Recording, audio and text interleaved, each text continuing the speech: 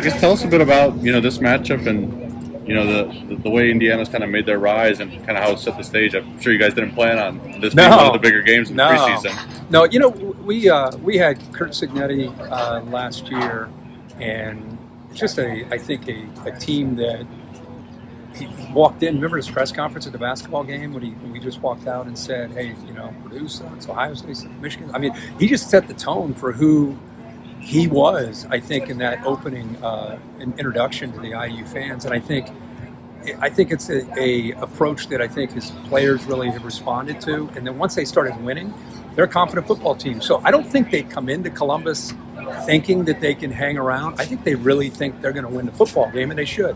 So it's going to be exciting. They got a lot of firepower. They play good defense, and I think it'll be a good matchup for Ohio State, especially with the offensive line issues that Ohio State has because of the injuries. What's it like for you just to be back here for the first time this year? It's always great to come back here, especially with weather like this.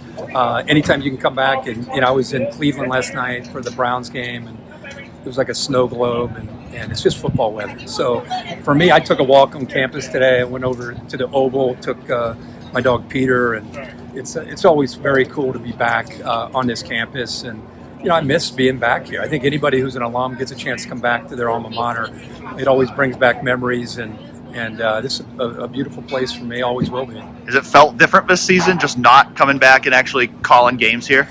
Yeah. I mean, I always want to come back, to Ohio State to call games. I also want to, do Big Ten games, but it's just part of the business that I'm in, and I don't control any of that. I just kind of call the games that they tell me.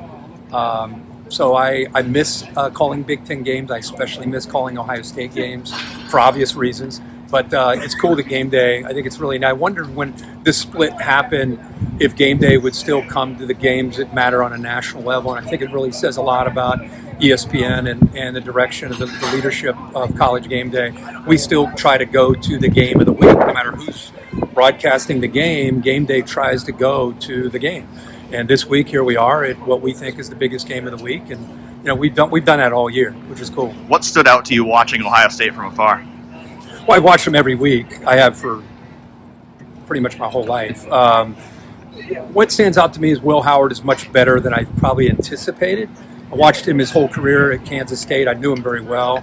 I wondered how he'd fit into a Chip Kelly offense. And what I've seen is just a dynamic playmaker that's in total command of that offense. He's done a really good job with the playmakers around him. I think what he did at Penn State, I don't know if enough people really appreciate the job that he did in leading his team with the offensive line reshuffled there on the left side, and went out there and didn't blink, especially on that last drive. So I think his leadership is outstanding. And you look beyond the Indiana game into the playoff and into trying to win a national championship, you got to have the right guy at that position. And in my opinion, they have that with Will Howard. So you knew about Ohio State's athletic ability, their defense, everything they have.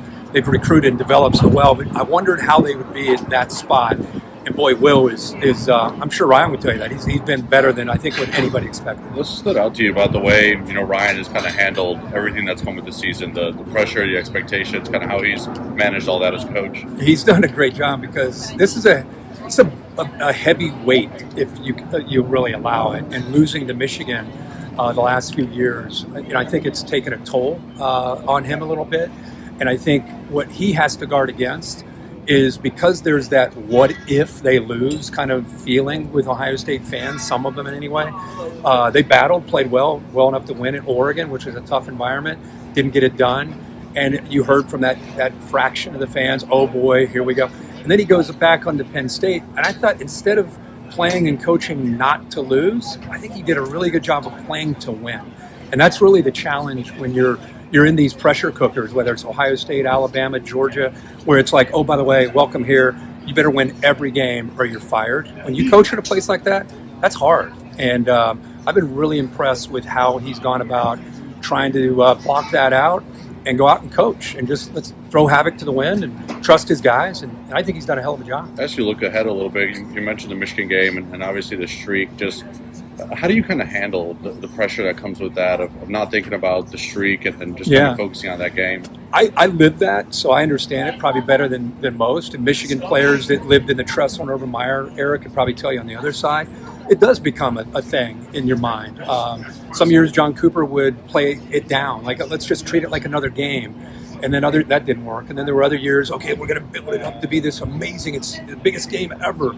That didn't work. I think somehow, some way, you follow your same routine that you've done every week, that's worked for you every week, and then you go into that football game and you just play. I think he's got such a talented team.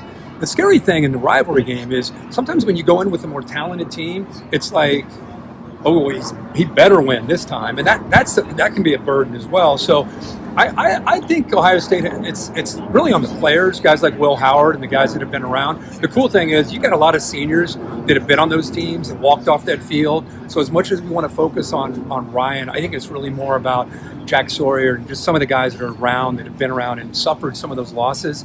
Kind of like, this is my last chance, not on my watch kind of mentality. And I bet you that'll be prevalent in that matchup this year.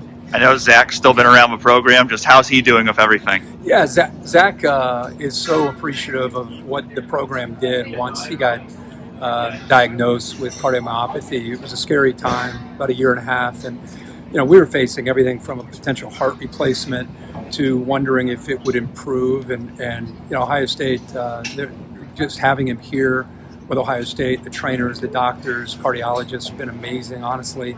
And then he's improving, over time, which has been great. And Ryan Day, Chip Kelly, really the whole staff have done such an amazing job. I mean, he's helping out on the scout team. He travels. He's just part of it. And Zach cares so much about his teammates and about the team. I think that means so much to him to be able to have a senior year where he can be a part of it. So, yeah, we're beyond appreciative of what Ohio State's done for him.